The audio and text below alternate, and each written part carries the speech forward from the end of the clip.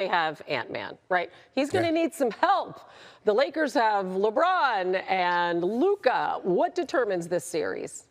Well, listen, Minnesota's going to have to really up their game on both ends of the floor. Defensively, they're going to have to be better than solid. They're going to have to be elite. Luka has had his way with them. We all know what he did against them in the Western Conference Finals, and that was without LeBron James as a teammate. Now you've got LeBron James, and the way LeBron James has been playing, he's been playing for a few of these months like an MVP candidate, for crying out loud. So when you look at it from that standpoint, the Lakers are definitely formidable. We understand this, and Minnesota's going to have their work cut out for them. What I'm interested in seeing, Hannah, is this. Anthony Edwards, the Ant-Man, is a superstar in this game. There are moments where he has looked Jordan-esque.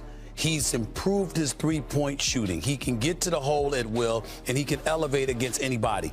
And in a game of this magnitude, he's going to be required, or a series of this magnitude, he's going to be required to be a superstar. He can't just show up and be a star. He can't just show up and be a little bit better than average. In order for Minnesota to win this series, he is going to have to cement himself on an elevated level. We already know how terrific he is, but it's going to be called upon for him to give a little bit something more in order to knock off both Luka and LeBron. I don't think he can do it, but I think he can do enough to stretch this series to 6 or 7 games. I think he'll average over 30. I just don't know if anybody's going to help him for offensively. Yeah, like what about Julius Randle? Wouldn't that be nice if he would step up in the playoffs? Yes. That would be nice. That would be nice. I believe in him, though, but it would be nice. I know. It's going 7 games. Right. Anthony Edwards is like that. Anthony Edwards is waiting. And when I think about him, he is, S.A. And when I think about Minnesota, think about this. The last part of the season, we saw a chemistry, and they started to develop a chemistry. And I'm talking about Anthony Edwards and Julius Randle. Julius Randle has been playing some phenomenal basketball for them. Okay, now you move over to who are the Minnesota Timberwolves? They're a bunch of dogs defensively. So they got a defensive identity that when they're locked in, they're a problem. Okay, you mix in a nice. Go ahead. Perk, but my problem is formidable as they are defensively, Luka's the dude that they have no answer for. We know what he's done to the Minnesota Timberwolves now. We know that. I know, but think about this, right? I want you to think about this. It's a lot different now with Luka versus the Minnesota Timberwolves. Here's why. Luka thrives at his best against teams when he have what? A legitimate lob threat. See, people didn't understand this last year. The reason that things were so wide open for Kyrie Irving and Luka in that Minnesota Timberwolves in that series last year in the Western Conference Finals was because of Daniel Gafford and Derek Lively. Yes, right? It's a different type. Like, is Jackson Hayes gonna be that? Right? Like, I just can't see it. Although he's been playing some good basketball, I just don't see it happening. So now all of a sudden it's a Luka that's gonna have to solely be set on step back threes, because that's why he was wanting the live thread so bad on a consistent basis. Houston or Golden State, who would have the better chance versus the Los Angeles Lakers, and why?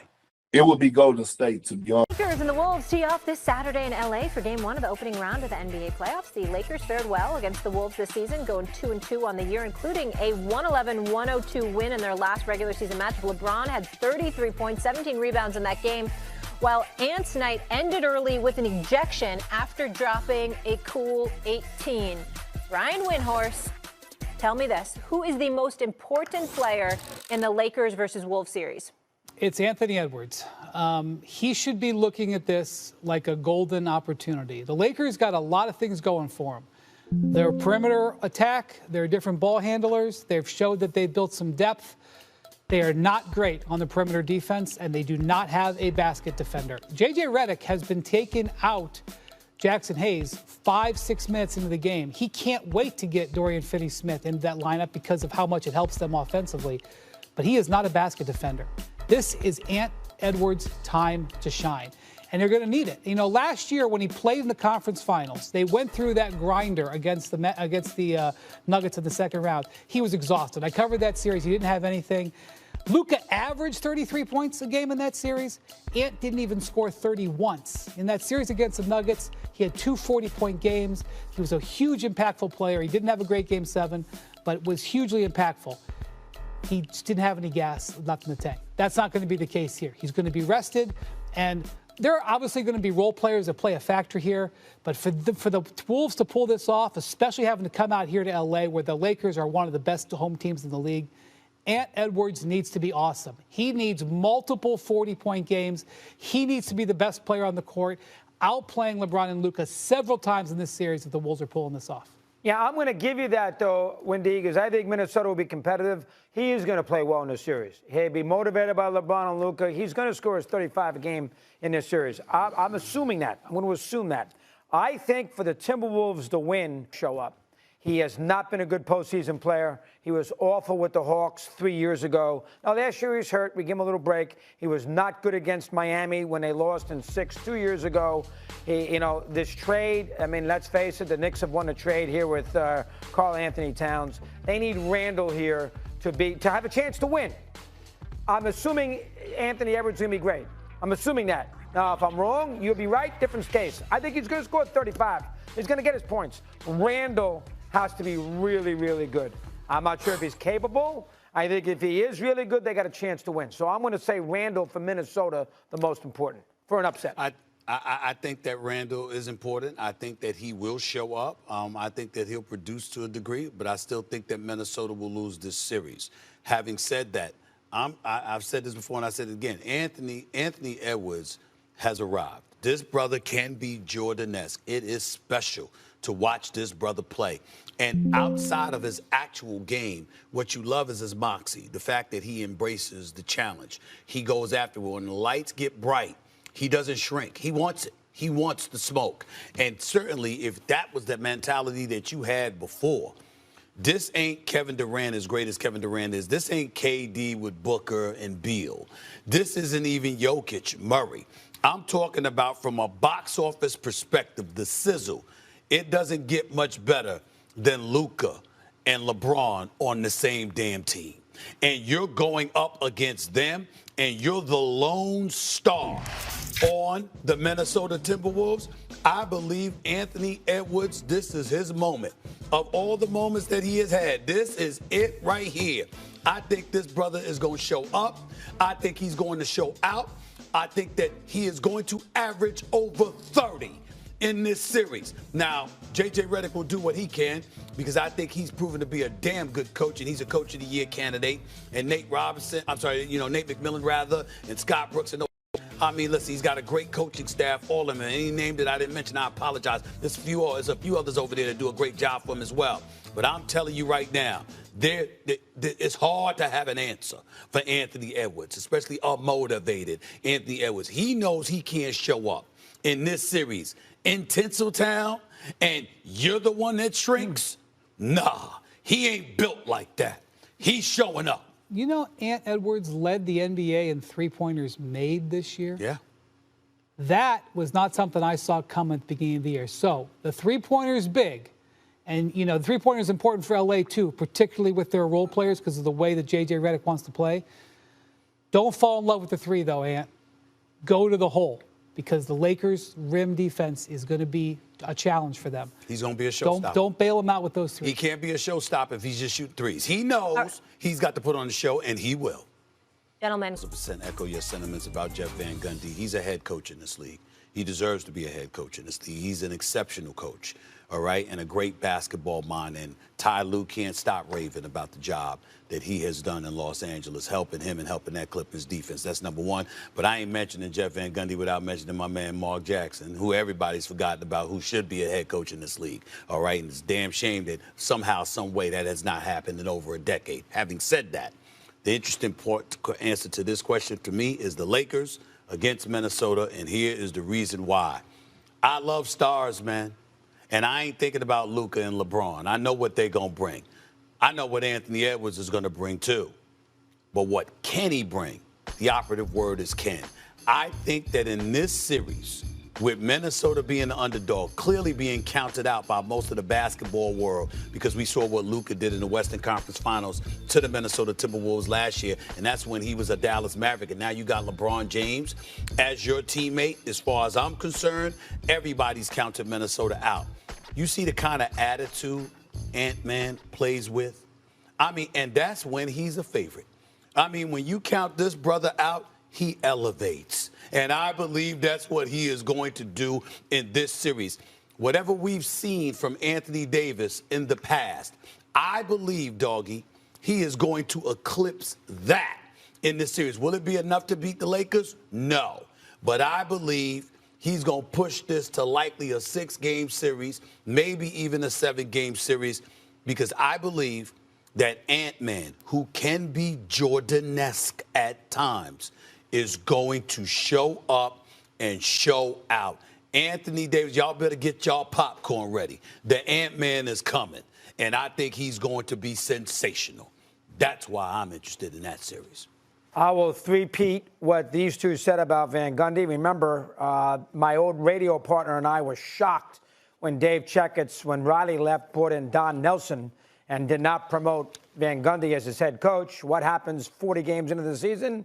They fire Don Nelson, and That's what right. do they do? They bring in Jeff Van Gundy. So, and he was a great analyst. Let's not forget that, too. He was great on TV. Not good. Not good. Great. Funny. Great. But I'm with Windy on the scenario with the series. I love the Clippers series, too, with Denver. The Clippers are only a slight underdog in this series. They're plus 120. Minnesota's plus 155. So that tells you that that's a dead even series. Keys for Minnesota when they're on offense. Ant's playmaking, as we mentioned earlier. Got to take advantage of the game plan as an opportunity to get the defense in rotation. Nasri, Julius Randle, and Dante DiVincenzo supporting scoring. This is a Lakers team that's been scoring a lot of points lately. They're going to need guys that can score the basketball. Jaden McDaniels, three-point shooting. Again, he shot well after the All-Star break, but that's going to be something he's going to have to continue to do really, really well. And can Rudy Gobert do enough damage as a screener, as an offensive rebounder, to stay a net positive with some of his defensive value getting mitigated by the Lakers' 5-out groups? That's going to be an important factor in this series. So the Gobert problem. I've seen a ton of people on Twitter talking about and debating the Lakers and their ability to play Rudy Gobert off the floor. And I've seen a lot of Timberwolves fans come back and point out the obvious fact that Rudy Gobert is a very good switch defender. And for the record, I agree with Wolves fans about that. To me, the Gobert problem has nothing to do with hunting ISOs against Rudy Gobert. I think if the Lakers fall into that trap, it could actually backfire on them.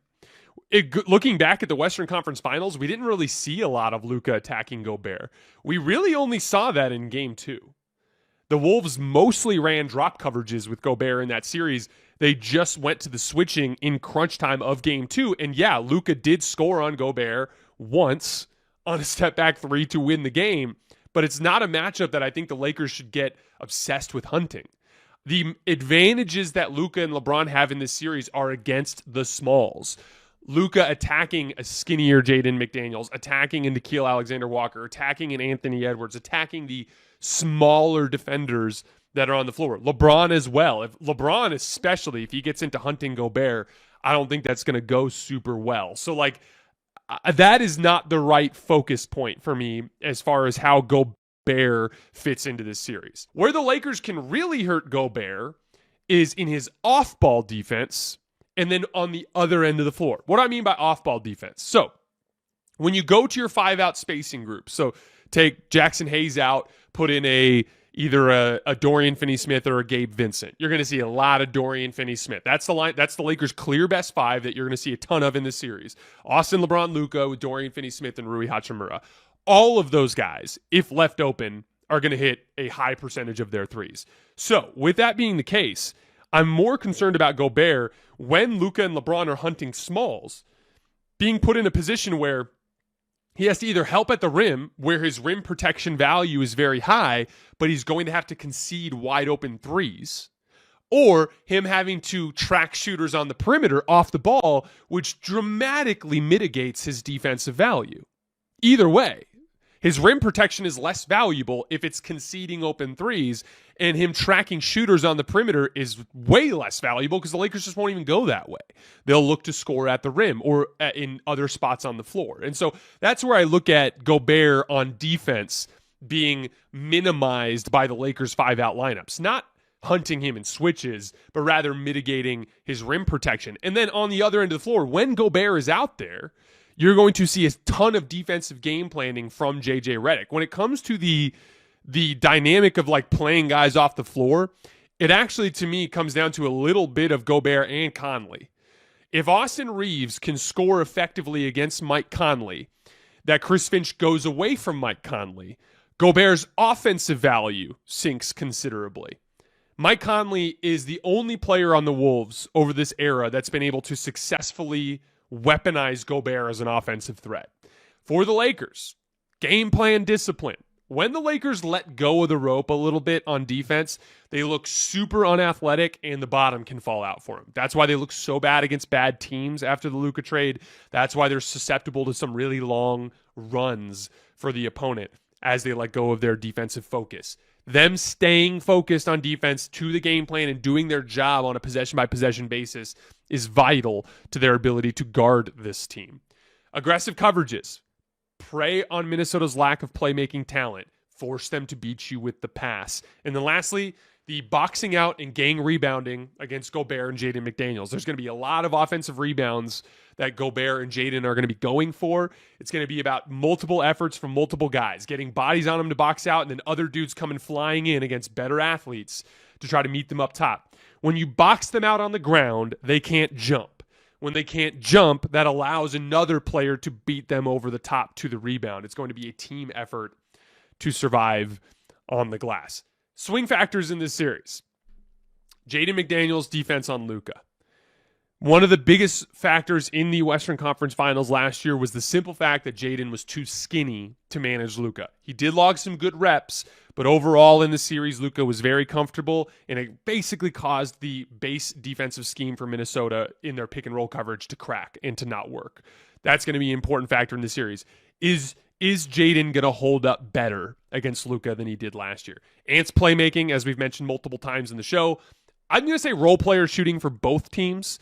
Specifically for the Wolves, it's going to be off-ball shooting from guys like Jaden McDaniels and guys like Julius Randle. But for the Lakers, it's more about good shooters who are proven shooters, but that might struggle a little bit under the intensity of the environment as the Wolves are so athletic. So I'm just going to say role player shooting for both teams. Julius Randle is a player that has played very poorly in the playoffs in his career. I think it's a little more complicated than that because of some of the injuries he's been dealing with or recovering from in some of those situations. But Julius Randle's play in this series, him getting up to the player he was when he was an all-NBA guy, could be a huge factor for the Wolves. And then LeBron. This is a big physical defense that Minnesota has. LeBron killed the Wolves in their last regular season matchup. I think he had 33 points and 17 rebounds. LeBron's ability to leverage himself to that extent is going to be a big factor in this series. If you look back at that point in time, that was before LeBron's groin injury when he was playing literally like an MVP candidate every single night. Really hasn't gotten to that level since he came back from the injury. A lesser version of LeBron could obviously be a swing factor in Minnesota's favor as we head into this series. My pick. I think this is a very favorable matchup for the Lakers. I think Minnesota's greatest defensive strength, which is the combination of perimeter defense talent and rim protection, is neutralized by Luka because none of those perimeter defenders can really bother Luka. And then on the other side of the floor, I think the strength of the Laker defense, which is game planning, loading up, and swarming, lines up with the weakness of the Wolves, which is their playmaking talent and just their overall decision-making. So as I see on both ends of the floor, the strengths and weakness line up, this is going to be my first 5-game prediction. I think the Lakers are going to beat the Timberwolves in 5 games in this series. So we'll see what ends up happening. Obviously, a lot that can go either way, but this is